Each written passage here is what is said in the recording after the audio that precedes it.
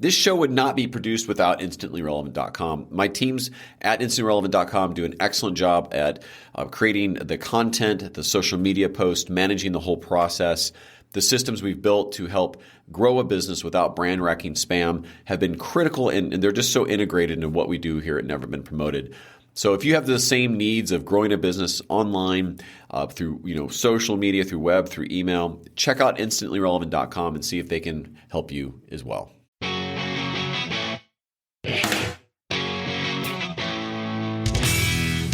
Welcome to the Never Been Promoted podcast with Thomas Helfrich. Get ready for a thrilling adventure as we uncover entrepreneurial journeys and life-changing business insights every week. And now your host, Thomas.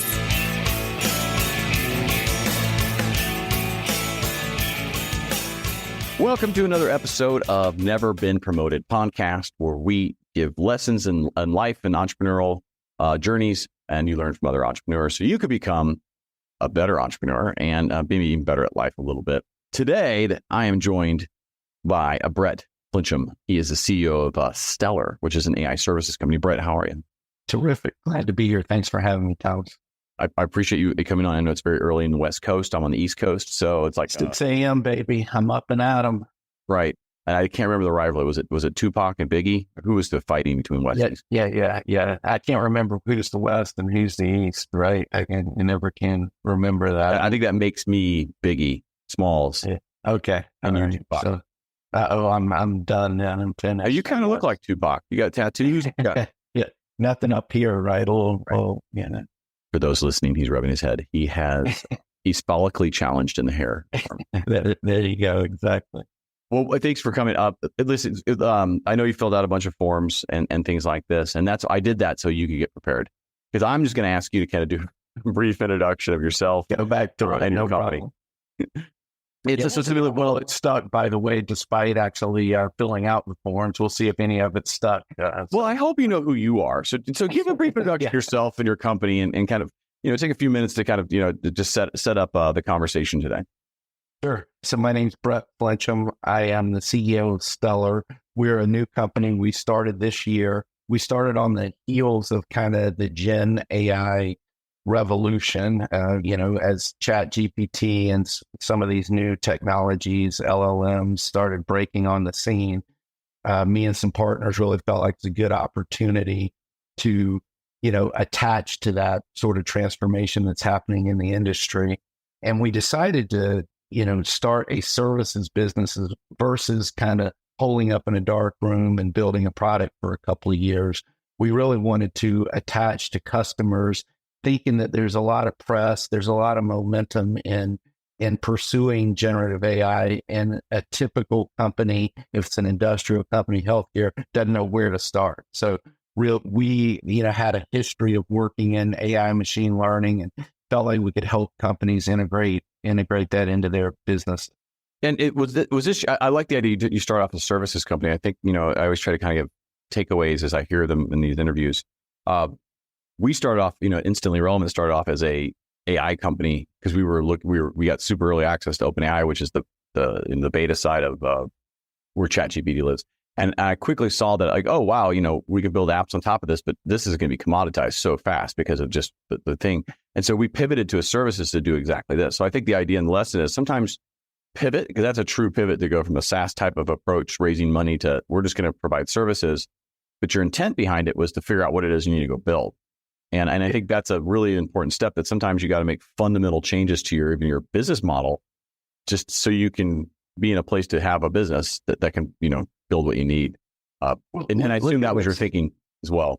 It was. And look at what's happening now, right? Like even the next generations of ChatGPT and all of these large language models, they're already displacing thousands of startups that kind of went invested in certain products where they're actually providing that capability on the larger platform.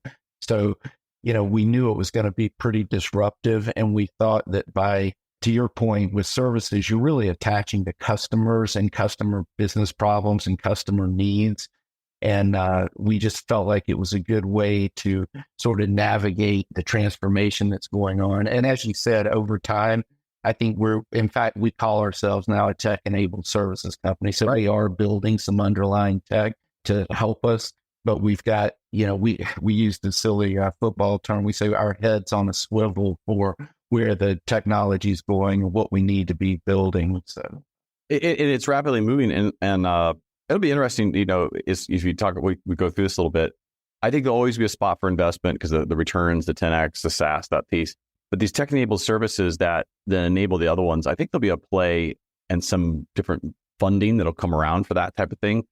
Just because it moves so fast, it's hard to invest in a company right now in the generative space because it's, OpenAI could do an update and just wipe out 1,000 of them instantly. And it's happening. It's happening. It's amazing to watch it, and it feels good to have pursued the space the way we did with services. I actually really do feel good about it. I add into that when I talk about how we pursue the business. I use this notion of when things are changing this fast, such a unique environment.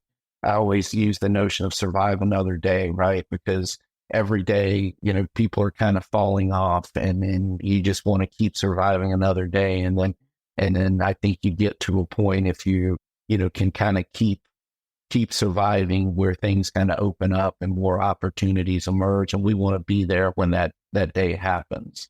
Well, one thing I do like about a services model in any business is services are always needed. Now, you can't be so blinders on that you guys do this one kind of service.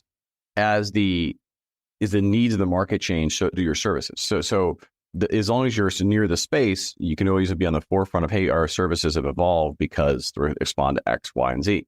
And if you do that, you'll always have a business. So like even in this kind of crazy time, our company has doubled in revenue and grown because the services we provide are always going to be needed. We have to modify every 90 days of kind of what's working best.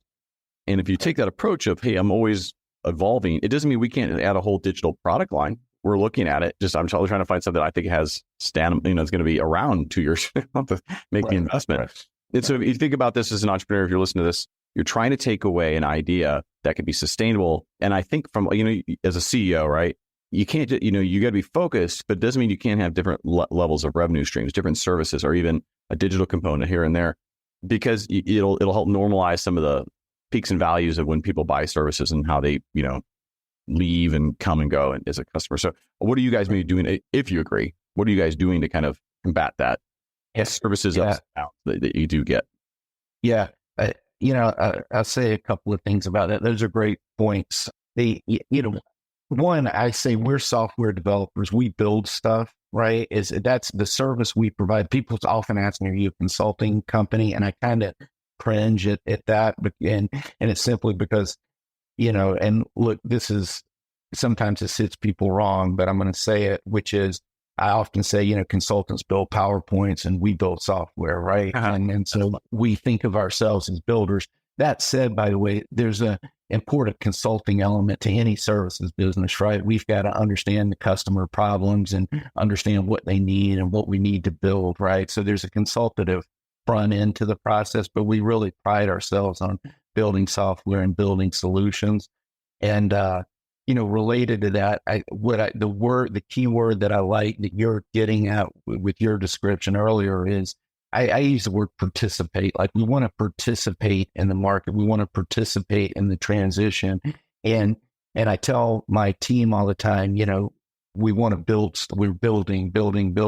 And what's nice about being services, to your point, is we're sort of across verticals. People often ask me, what vertical are you in? And we gravitate towards certain verticals because of relationships and the market kind of takes us there. But really, this whole Gen AI capability is horizontal, right? It's not a vertical play, it's across. So we're working with law firms, we're working with architectural firms, we're working with healthcare companies. But I tell people, as long as we're building, we're learning in those spaces. You learn stuff in one space that you can apply to another space. So I think I really do believe it's a wonderful business model. And like I said, I think, 24 months from now, 30 months from now, we're going to have such diverse experience building across those various verticals and dimensions that, I think maybe there'll be some unique insight that we can start bringing to the market, what do you think right now is the number one requested build type? Like, is there a kind of a do you see customer services? Customer services that is kind of the simple go-to one, right? Because you can just interact with your company's sort of service data, their product specs, right? Information if you want to inquire on billing and any, so that customer service kind of front end bot, I think is the easy one. And I actually think it's an easy way for companies to start. It's not a bad thing. I think anything that's text centric is interesting. I mentioned this legal space is interesting because where you're typically ingesting tons and tons of documentation, casework, we're doing some work around leases and absorbing these 200-page leases and looking for anomalies. So things that are text-centric. It also opens up the text-centric piece, and this one is interesting, opens up opportunity. And I use the term government broadly, but I'm going to use the notion of like social workers and caseworkers, things that are notes and text-centric, medical caseworkers, where, often you've got kind of the field of here's the client, here's their address, here's, some key things that are named about that client. But the real meat is in the text, right? And then historically, that text is so hard to digest and then determine, okay, what do I need to do next?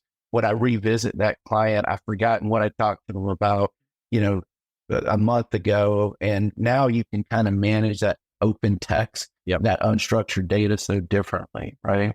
Yeah, I mean, we could spend a whole show on different applications for sure, because there's, like just even conversing with a customer, I think there's some technologies that are out because the audio can easily become text now, and the text thing can easily just CRM and summarize that, hey, this is what you talked about. Because I know I meet with, hundreds of people a month, and sometimes I'm like, I've forgotten that I've even met with people. And like, I've actually had someone on my YouTube channel, and I'm like halfway through a conversation catching up, and I was like, I did a search on Google. I'm like, yeah, I bet this guy. And I'm like, oh my gosh, I've actually had him on my interview. I'm like, holy moly! Like that's when you have to go change. Go see the neurologist at that point. Make sure. Yeah. Let's pivot a bit here on that. So on your journey, I asked this question kind of first. What is the one thing you wish you had known before becoming an entrepreneur? And this is really geared toward the person maybe just starting or wants to start, to give them advice. Like, this is the one thing I wish I would have known that I do know now that would have been super handy when I started. Yeah. I think about a couple of, it's hard to get the one thing right because there's so many things that you learn. I think getting some broader business experience in advance is helpful, right? Just getting exposed. I grew up in a small family business, and I started in my small family business kind of right after college, and sort of worked in that, several years, 5 or 6 years. And in hindsight, I wish I had done something else first because I got so ingrained. And, on one hand, you certainly develop this array of entrepreneurial skills, right? Wearing a lot of hats, doing stuff in a super small kind of a 10-person family business. But I wish I had gone out and experienced, corporate America or some other, sort of broader perspective a little earlier, right? To help inform, decisions, which ultimately I feel like I acquired that, but it was a little later, right, in life. So I think the MBA of school knocks, a school of hard knocks kind of thing. Yeah. I mean, it's kind of like this whole notion of being the entrepreneur, being your own person, your own business, it has a romantic and, sort of that element to it. And it's easy to get caught in that when you're young. And you read, we all know about the Mark Zuckerbergs and the Elon Musks and the people that are kind of wildly successful starting young and kind of doing that, but they are exceptions, right? And I think getting a little broader business experience early is helpful. The other thing I say, and this is less on the pure business side, but I came from a liberal arts background, so not from a technical background. And I kind of use the notion sometimes it's your greatest strength, your greatest weakness, right? And on one hand, I always have regretted that I didn't do, because I love the technical side of things, and I wish that I had kind of had a little more formal training in that. The other side of that is because I don't have that, I was incredibly curious, worked super hard, to learn it, right, and try to adapt to it. And I think I normalize a lot of that technology because I don't go quite as deep to, speaking the tech talk, right? And it helps me communicate with customers and in a more useful way. It's interesting you say that because the technical piece, and I came out as kind of a developer out of college, out of university during the .com. And I quickly saw that there were people way more advanced. I mean, I did okay to do scripting and some other, in your 20s, but I could see that other people had a huge passion for it. I could see that they understood so much more. I mean, they could use Linux. I was like, what the hell is that? I remember my first internship was ABAP, which is SAP's coding language. And I'm like, what the hell is this nonsense? So you go to job, and I saw quickly, I did a better job explaining the technology to the partner, to the customer, than I did developing it. And they're like, hey, what are you doing this? Well, we're doing this because. I could always get the because, the why value to the business. So that puts you on that consulting path. So I think the takeaway and what you're saying though too is, you got to you didn't know anything else except entrepreneurship. I don't think you missed anything in the corporate world. I think you would have been like 6 months in, yep, that's good. Yeah. What? Yeah. I got to be here every day for what? Why? That's dumb. Yeah. But call it what it is. You're indoctrinated in it. But and I think the perception there is, one, the takeaway is take your really good strengths and go find your passion plus capability. And if you put those two things together, you're going to outperform 99% of everyone around you. You'll have the people that got passion. They can explain things well, and those are the kind of the unicorns, right? It's the Taylor Swifts of the world, because they can do all three, right? So you may not have that, and just accept that. But it doesn't mean you're unsuccessful. But if you could go make double or even what you used to make in corporate on your own, it'll feel so much better. Yeah. Well, the thing you said that struck me, that I haven't thought about this a lot, when you said, hey, I was studying and I saw people that were more adept than me and better at me at that and had a bit more passion about it. I think the other thing that, one, it creates some humility, right, when you're working with those people. And two, for me, man, I'm so appreciative of people with those skill sets, right? I mean, it kind of blows me away, right? When you've got these kind of mad coders working for you that can do crazy stuff. But I think they appreciate that I appreciate them, right? And it kind of, so there's no kind of competing ego with, oh, let me show you how to do this, because I have no clue, right? But I'm so grateful for them and appreciate it. I think it creates a nice bond with employees, right? It does. It's interesting because in my book I wrote about have some humility because it is certainly becomes a weapon, because who do you want to work with? The person who's. It doesn't mean you think less of yourself. You just think more of others first. And that's who you'd want to work with. That's who they want to work with you. Your interesting point and observation is the coder who's really, really good at it also would rather have your skill set of being able to talk to it. And that bugs them. Yeah. And so this is the kind of don't keep up with the Joneses. Don't keep chasing greener grass, because you just have the gifts you have. Don't be envious of others. Just be really good at what you do and go find your way with it. Because if you're always chasing something someone else has, you'll never have the gifts that are in your hand. And if you haven't figured out what your gift is, which a lot of people feel, go try new things that bug you. You may be surprised. You may be a professional axe thrower and don't even know it. Maybe your cornhole game is off the charts. We have no idea. Right. But the point is, get out there.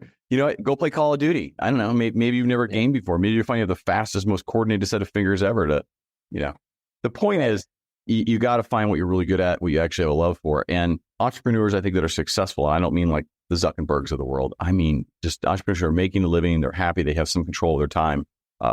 You don't have to be, a multi-billionaire to do that. You can have a great life and just keep your frame of reference to what it is.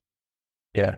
The other thing you said that just jarred for me, sometimes I tell my friends and family this when we talk about what do you do, and I'll use the notion of I'm a translator, right? And I kind of translate what the technical guys are doing to actual applications for customer use cases, right? And I do think it's taken a long time for me to value that. Like I did, I just never valued it, right? Because I was sort of hung up into, boy, I wish I understood that tech a little bit better and all of this. But then I realized I was actually filling this needed gap, right? To translate that tech into how it's applied.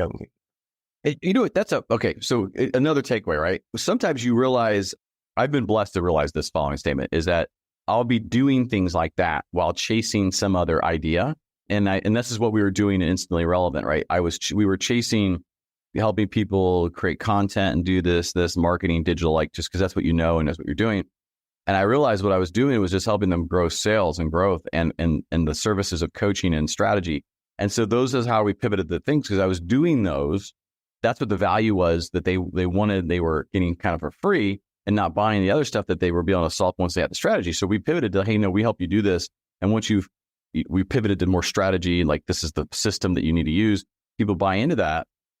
Then they go, hey, can you go execute it? As opposed to, right, I've got to go execute something. I just don't know what to go execute. Like, well, no, let's back up the story a little bit.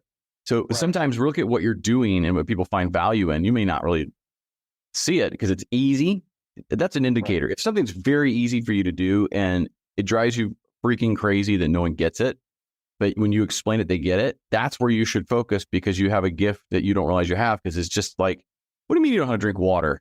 Jesus, put the class, like I don't know how to drink water. Like, what do you mean? Everyone knows. Like, you just don't realize the perspective of others. So it's funny to hear you say that. I've coached my daughter on this a ton. I don't think it still doesn't sink in with her, but she has these certain skill sets and they're around writing, sort of creative stuff, right? And to her, it's just so easy and everything. And she actually pushes herself to do the challenging stuff that's not that. And I keep kind of saying, look, lean into your strength there. You love that. The reason, it's easy for you, it's a differentiator for you. By the way, it's not easy for me, and she doesn't understand it. She's like, well, it's just not, I don't feel like I'm challenging myself. And so she's pushing herself way over here. And I'm like, no, lean into what your strength is. Lean into your strength, because when you find success with it, and I'm giving the entrepreneur's perspective, right? So this, even if you work for somebody, right? Lean into your strengths, and specifically as an entrepreneur, outsource the weaknesses where the investment's appropriate, right? Where you can. Sometimes you're going to have to do some stuff you don't want to do. It's just that simple, because you just can't. But if you can afford it and your business supports it, outsource it. It gives you more time. It's what you do with the time savings to go invest into your strength to make you a superpower. Think of the analogy. I like analogies. Think of the analogy of Superman. Just came to mind here. So Superman has all the powers in the world except kryptonite. So all he has to do is avoid that. Exactly. Just avoid your kryptonite and just go be Superman on everything else that you could do. Right. Superman had a lot of talent. You might have one of those talents. So you might be able to fly, but you can't, you're not strong. Right. But that I think that example is true in managing employees too, which is, if you're spending all your time over coaching, right? Someone to kind of overcoming obstacles all the time, at some point something's wrong, right? But you're spending all your time kind of in that kryptonite space, right? Versus, hey, let's get employees where they can be successful doing what they're going to still need some coaching and development. But, sometimes I watch people swirl around that kryptonite way, way too long, right? And it's like, let's go over here and play in this space, right? Everyone's kryptonite, in my opinion, is chasing perfect. So if you chase perfect, I give when I used to use a green screen. So if you guys are listening, but I would switch to a black hole behind me. And it's like, have you ever heard of the Schwarzschild ratio, which is the ratio of the math that determines the event horizon of a black hole. So once you go black, you never go back, right? Like once you're in, you're in. Yeah. Like you're done. And I say that's you if you're chasing perfect. They have all this beautiful content. Humans will be around you looking at you, just slowly sinking to the black hole, chasing perfect at the center that you never get there, and no one can help you pull you out. And if you get that mentality going on anything you're doing, you're never going to move forward on becoming an entrepreneur or being successful. Outside of a surgeon, I don't really need perfect. Okay, right. That's right. That's exactly right. Good enough is probably actually assigned pilots and surgeons. Even then, good enough. Got it down. Got 2 of the 3 wheels intact. No one died. That's a win. That is not perfect, but we're all living. No one's on fire. Right. It's so let's keep moving the conversation here a little bit. So tell me what and this could be for life or entrepreneurial journey. What was one of your biggest regrets? Gosh, that's a hard one. A lot of my thought is around a little bit of the human element of some things, right? And, how you invest in people and which people you invest in and how you kind of guide them to get the best out of them.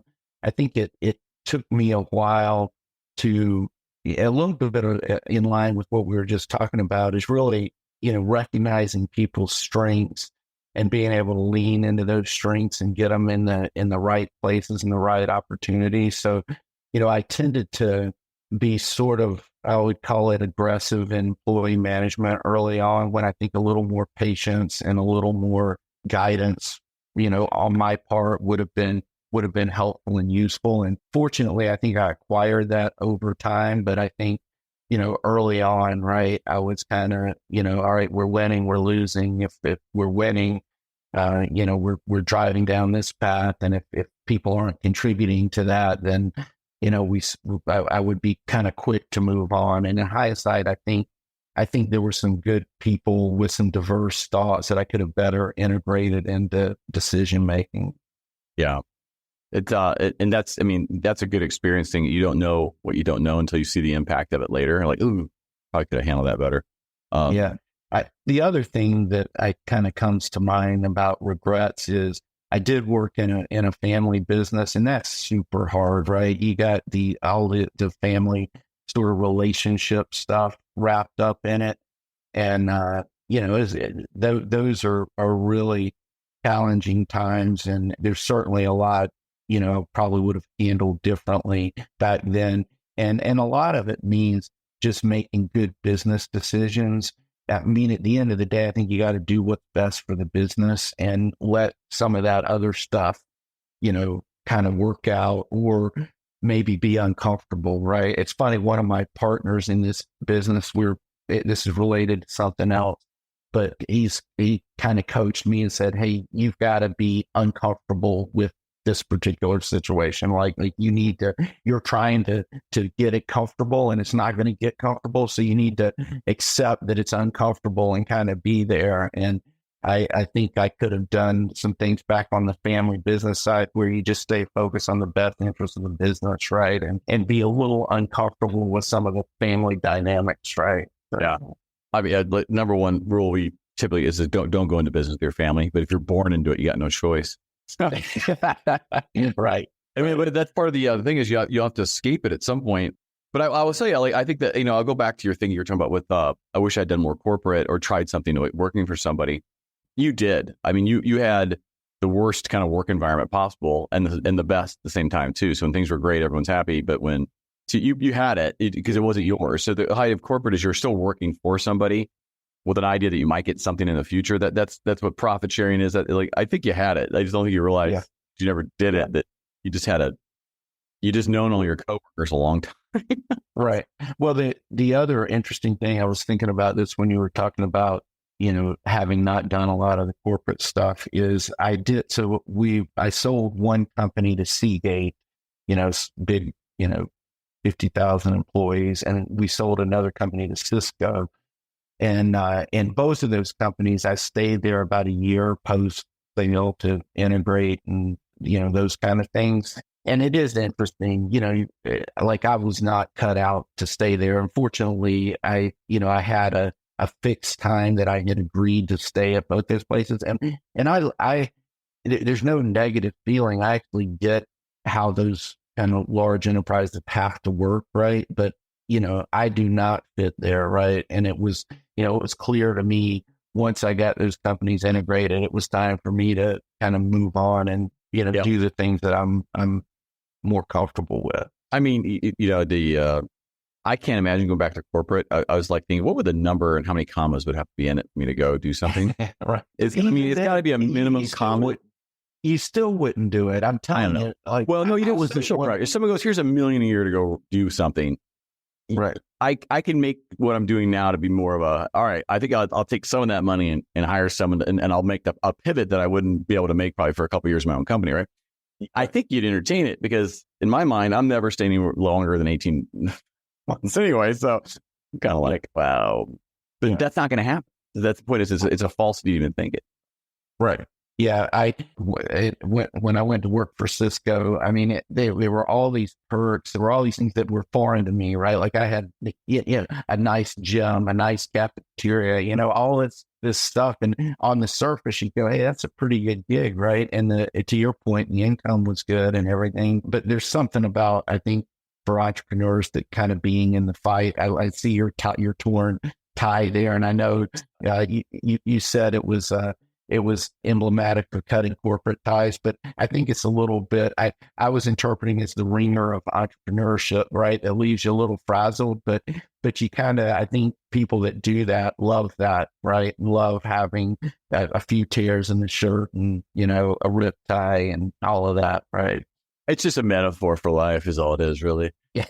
Yeah. I needed some kind of brand. People branding is important. There's a chapter on personal branding. It matters.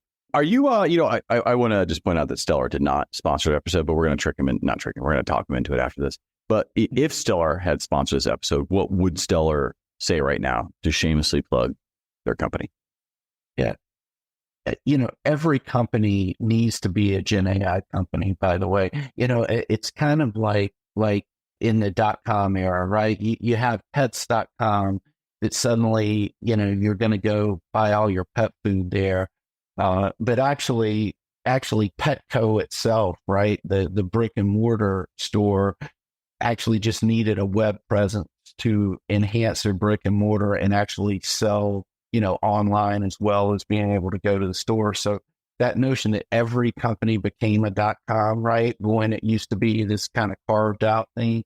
So now, we're kind of seeing that again, everybody's branding themselves as an AI company, but really every company is an AI company, and AI can help every business.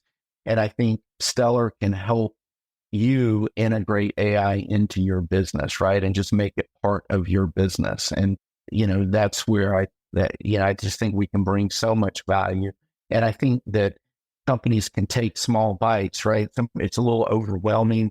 You're reading in the paper every day about Gen AI and AI, and you don't know how to participate. And am I going to have to spend millions of dollars to participate? But I think you can take small little bites, test small little projects and products, right, in Gen AI, and just participate in that market. I think you'll be so much better off. But I think having a trusted partner matters because, the real innovation that's happening is for companies, you can leverage your proprietary data, right, in new ways. Now, you don't want to risk your proprietary data out to OpenAI and out to the world, right? So I think for Stellar, having a trusted partner to help you integrate AI is very important. Yeah, absolutely. And you do need, so just from a background, you're a trusted partner is why people hire consulting firms like McKinsey or Accenture or whatever, KPMG, whatever it is, because they don't know every answer, but they know more. And then when you get to the point where you're developing and you're trying to leverage new technologies and innovation, it's important to know someone who's done it, because you'll just burn money otherwise. You'll just right. you truly, if you do it yourself, the W-2 load, the lack of focus, the corporate infighting that usually happens over all the things. An external partner comes in with one mission to do something and they get it done, and you'll get it done faster and ultimately not cost you as much and have more success. So I couldn't agree with you more, because I've seen it more and more where you're always coming in after they tried it internally, even if they had a good team, but you didn't, unless you've hired a whole team to just do that, then you're kind of almost setting up a whole business. You need a trusted partner. 100%. The other disruptive thing I like to speak to around this notion of a trusted partner is, and to your point, those big guys that you named, there's a big part of their business that, and they don't like to admit this, but it's kind of butts and seats, right? And they bring in armies of people. And I think the wonderful disruption with Gen AI right now is, we want to come in, we want to bring technology solutions, but not butts and seats and people and big expenses that you're paying month over month for years and years and years, right? We want to come in, and I actually want to disrupt that model that McKinsey and Accenture and these guys are doing, and prove that you can do it, without bodies and people in seats, but actually with technology, Yep. I think to some degree that'll be true. especially for the builds. You'll have groups that'll, it'll. I think AI actually will be able to speak to it, and it'll be good. I have opinions on generative AI where, and I'm writing the kind of the content for this. This is might be a little rough, but if you think of two lines on a XY graph, one red, one blue, the red one's above the blue one. And the perception that red and blue see is the distance from the bottom X, like the X is going right, left, right? Anyway, the point is that top one is people who really know how to use generative AI. Let's say for the example of content creation. Good content writers were already above the not so good content writers. As they've moved along and generative AI has come out, their perception, they both like, look how much better I'm doing now because the blue's going above, but the red is exponentially shooting up because they were already better at writing and now they're using a technology to accelerate them. The same will be true for development and everything else. But what they don't have the perspective of is how far they are apart. So the problem with it is the blue ones think they're doing great and they're like, why is my content not working? Or why is my app sent? It's because the people who already knew what they were doing are accelerating because they know how to use it better. And so you're getting further behind, but your perception of it is, oh, I'm doing awesome. You don't have that gap that you're realizing you are so much farther behind than you were. Right. I love that. That's exactly right. That's my post. I gotta go write it. There's these related quotes, right, that are basically, Gen AI is not going to take your job, but the person using Gen AI is going to take your job. Right? That's right. No, it won't. Listen, people are going to lose jobs with this. The collective efforts of jobs because of generative AI in entrepreneurship, by the way, is not outside of this. This is not as a corporate thing. Like we said, thousands of companies get wiped out in investment because I can go get it for free now for generative AI. The idea is that you have to be creative. You have to know your skill set so you can know what you do really well and then go leverage technology to accelerate you. And that's where your entrepreneurial background will be because you spot the moments of, I got to do something different. Oh my God, because there's a tidal wave coming. I got to get above the water. It's hot seat time, by the way. We have 15 minutes left. The hot seat doesn't take 15, but we have off-air talk. We have some things going on afterwards. We have dessert being served and coffee. So we have to. All right, hot seat time. I'm very clear with everybody. I do this so we can collect data so we can find future sponsors. Are you ready to help me collect data for future sponsors of the show? I'm all in. What is your favorite calendar scheduling technology? Good question. So I'm a Calendly guy. It's funny, one of my employees is trying an app called Scheduler AI, and I actually haven't gotten his report on it yet, but I see his invites coming from Scheduler AI now to coordinate meetings. But I'm a Calendly guy, and it seems like a very practical, useful application. 100%. And they don't sponsor it either, but Atlanta Tech Village, we're part of Atlanta Tech Village. That's where Calendly came out of. So, and I didn't know that prior, but I'll tell you, I love Calendly. You answered that question correctly. As long as they sponsor the future, you answered that question correctly today, as of November 2023. All right. Into question number 2. Hot seat. Favorite CRM? That's an interesting one. So we started, and this is not a CRM, but it has a CRM module with Monday.com. However, I actually recently converted to HubSpot in the last couple of weeks. And it's interesting. HubSpot has a really low entry point for startups, and they actually have a pretty long window to grow into the higher cost module. So I'm kind of gambling that by the time I need probably the fuller power of HubSpot, that I'll be, in high growth mode as a company. But boy, I love the deal I got to get started with them, and it's super powerful. Yeah, you could do just from entrepreneur's tip, you can do if you apply for their startup, it's like $30 to $90 a month, depends on what you pick and what they do. But just be aware that thing shoots up to 600, 2,000, pretty quickly. So manage your contacts very well and understand what your integrations are. But the other pieces I find on the CRM, I think HubSpot's great. We will likely go to it. We just keep Monday, MailChimp, honestly, keep it cheap because we don't really need more than that right now. But you need a person lined up to it. I will tell you that. You'll need a resource that's working on it to get the most value. That's a good point because, and by the way, I like Monday, and we actually still use Monday because I'm using it in other use cases, project management, other things. So Mondays are really great, but I did get suckered into the cheap, choice with HubSpot. Little crack cocaine, get you going on that CRM. Relationship management.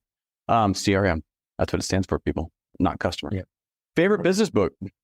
This one's a no-brainer for me. I love this book, The Hard Thing About Hard Things by Ben Horowitz. Have you read that? I've not read that one yet. Oh, you got to read that. You got to read it. You'll love it. I will put that in my list. Yeah, The Hard Thing About Hard Things. It's his sort of journey during the .com sort of tough times, and his navigate. It's the classic entrepreneur, gun to your head every day. You come in the next day, another gun to your head. The next day, you come in, another gun to your head, and how he navigate that. It's Ben Horowitz from Andreessen Horowitz, right? It's his story of kind of leading businesses. It's fantastic. Try that. I was hoping you were saying never been promoted. That was the right answer. But that's okay. The book's not available for you yet. It's not out yet. I mean, I can send you a Word copy, but it's so hard to read. All right. Who's your favorite, maybe up and coming, or somebody you like to follow on LinkedIn? It's like somebody you're like really, it's a good experience. But like, so who in the LinkedIn world are you following that you think? So there's a guy named Simon Sinek, and he's got something called the Optimism Company. And if you just want something to feel good and it's kind of inspirational day to day, which I think is, because there's a million for me reading a bunch of AI people and all that stuff, right? I'm constantly absorbing that. But when I just need to feel good, Simon Sinek, Sinek is a good one. And then this is more kind of hardcore businessy, but there's an organization called ITI. It's the information technology industry. And the CEO of that's Jason Oxman, and he posts a lot. He has a podcast that's really about the intersection of government and technology, which right now is super relevant. It's kind of relevant for us. So I've been following him closely too. A good one. I will add that for sure. What's your favorite bank? Yeah, I'm a Chase guy, but let me tell you why I'm a Chase guy. I'm a Chase guy because they bought my bank that was going under First Republic. So I'm definitely grateful for Chase right now, given that they kept the First Republic sort of capabilities and customers alive. So. I'm a fan of Chase too as a startup, and they don't sponsor yet, but they will one. But we got lines of credit before we had revenue. Like they did so good for us from a merchant services and everything. I think I've had an incredible experience. I can't say that about my personal bank, but we've moved some personal stuff there too. So I would recommend that as well. I have too, by the way, both through this acquisition of First Republic, but to your point, just on the day-to-day business side, we got a great actual banker that we interact with, and it's a great relationship. Absolutely, and they're getting into the startup community more and more, which is good for entrepreneurs. What do you think is the most important entrepreneurial trait? There's a couple, right, that I speak to. The first one, and I'm going to give the word, but then let's talk about what it really means, which is the word is persistence, right? And I think I had a guy I used to work with who always used to talk about near-death experiences for your company, right? And there's no getting around. You're going to go through near-death experiences. And if you're not kind of persistent and fearless, right, you just cannot, you can't do it. And I think you actually have to be, because I think every entrepreneurial opportunity, have you read Elon Musk's biography, the Walter Isaacson biography? I don't know how to read. No one knows this. Admitted that. I came out about that right now.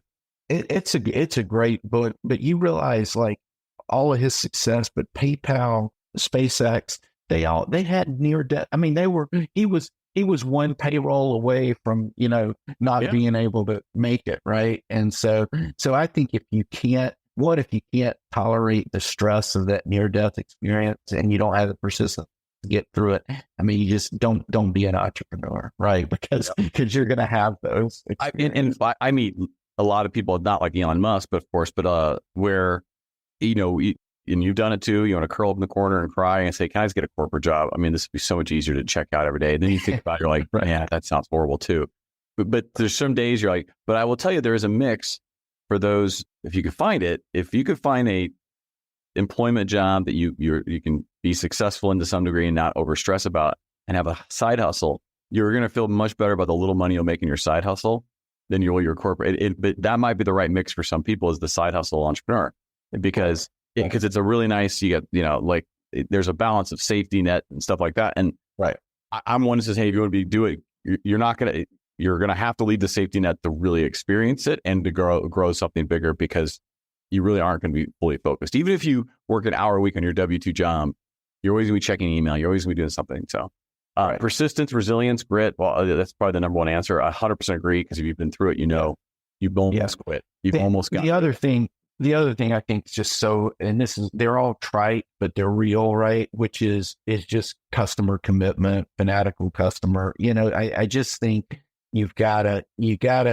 create value for customers, right? You got to create unique value for customers, and you have to be fanatically committed to that. Just like, that sort of that grit, as you said, and the persistence. And you've got to just have, failure is not an option for the customer. Customers got to win, right, in the relationship. And, entrepreneurs like us, you can't have a bad customer experience. You just can't have it. You can't have one, right? You've got to have customers that love you, right? You do. And part of any love relationship, right? You're going to screw up. And so a customer can love you more because of how you handle the screw up. It doesn't mean you don't mess up. It doesn't mean you can't, because you're going to make errors. But remember, you just tell them, hey, listen, we're all human. But how you handle it and make up for it, don't get abused by a customer just creating stuff at the same time. I feel like that happens. But the truth is, if you really messed up, own it and be like, hey, let's get this right and let's fix it. Because the truth is, someone really values that sometimes more than the service even you're providing. So 100% on that. Absolutely. And I agree. And those are more common than you would think, right? Where you stub your toe, but then you double down and get the customer to a better place. Right? I will tell you, this is something for you leaders out there, the people who run it. Don't blame your team, because you just look worse that you don't, it looks like your organization is completely disorganized. You're going to have this inclination to say, oh, my team screwed up. No, you'd be like, hey, listen, I own it. Like, my bad. Let me work with the team to get this thing right. Even if the team fully screwed it up and and you've told them 100 times, don't do that. You have to own it. You got to own the customer. Like, I got this. Hey, listen, we're going to make up for it. My bad. It's on me. The team, whatever it is. The point being is, own it. Don't throw ever your team under the bus, because you just ruined your company if you did that. Right. Totally agree. All right. Last question. This is a big one. Have you ever been promoted? I have been promoted. And so sorry to tell you that. I've also been fired, and I think both being promoted and being fired are sort of critical steps in my journey. Right. I don't know if everybody has to do some of that, but I have done that. Yeah. You can't join the club. I still like you. We'll still be friends, but you can't join the Never. All right. My next book will be called Asked to Leave, because all the stupid stuff you shouldn't do. And so I've been asked to leave plenty of times. Yeah. I would call it fired. I've never been like, you're fired. I've never heard those words, but me and she. I haven't heard those words either, but I it's pretty much, you're out of here, right? Had that one. Well, listen, thank you so much for joining. Leave the audience with kind of how to get a hold of you, anything you'd like to, offers, whatever you'd like, but the floor is yours for a couple minutes. Yeah. So first off, anybody that is interested in a Stellar jacket or Stellar t-shirt, one, like our or follow our page on LinkedIn, Stellar. You can find us. I think it's our company and our website's getstellar.ai. But the first 5 people to email amber@getstellar.ai will send you the first person a really nice Stellar jacket, and we got 5 t-shirts to give away. So love for you to make some contact with us. There's only 4 left. I just emailed them. So all right. Fair enough. All right. There's still 5. I didn't do it. Thank you so much for joining, Brett. I appreciate you, getting up so early and sharing your story with us and helping other entrepreneurs. Anybody still out there listening at this point, thank you for listening. Stay tuned for another episode of Never Been Promoted coming soon, where you unleash your entrepreneur through learning from the lessons of other entrepreneurs. Thanks for listening. Thanks for listening to Never Been Promoted with Thomas Helfrich. Make sure to check the show notes for our guest contact information and any relevant links. Connect with Thomas personally at neverbeenpromoted.com.